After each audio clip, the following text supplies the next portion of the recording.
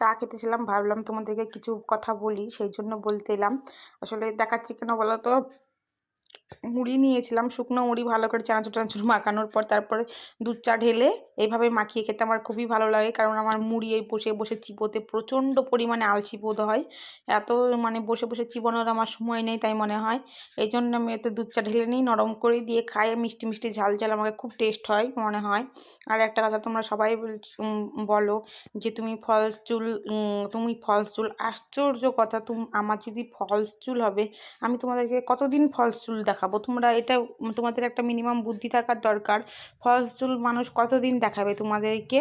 আজ থেকে তো মানে মোটামুটি আমি ভিডিও করছি 1 বছর থেকে। 1 বছরের মধ্যে তোমাদের কি মনে হয় যে আমার চুলের একটা ফলস চুল হলে কি তোমরা বুঝতে পারবে না? এইসব কমেন্টগুলো কেন করো? ফলস চুল, হেন চুল, জেনে শুনে তোমরা এই কমেন্টগুলো করো না। ফলস চুল না, তোমরা ফলস চুল হলে কি বুঝতে পারবে না? আর